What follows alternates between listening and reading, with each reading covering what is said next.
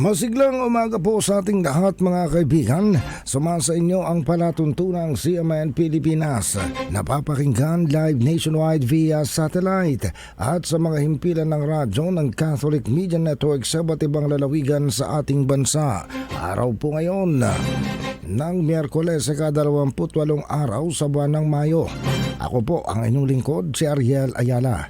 Sa ating mga balita sa araw na ito ng Miyerkules, tatlong weather condition ang umiiral ngayon sa ating bansa.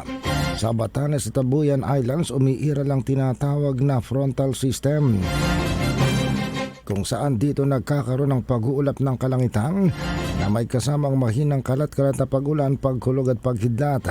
Samantala ang buntot ng low pressure area naman ang siyang nangingibabaw na weather condition.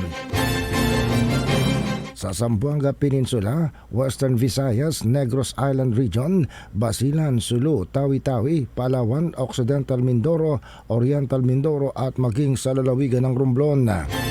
Dahil dito inaasahan ng pag-uulap ng kalangitan, may kasama ring kalat-kalat na pag-ulan, paghulog at paghidlat.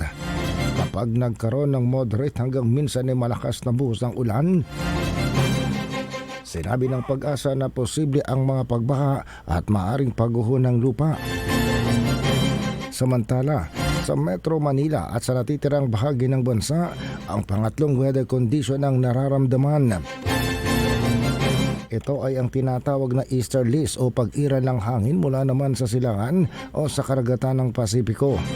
Ang mainit na hangin ito mula sa Pacific Ocean ang nagdadala din ng kaulapan at isolated rain showers o thunderstorms. Bagaman inaasahan ng mga pag-ulan, hindi naman inaasahang lalakas ang ulan sa mga lugar na apektado ng easterlies.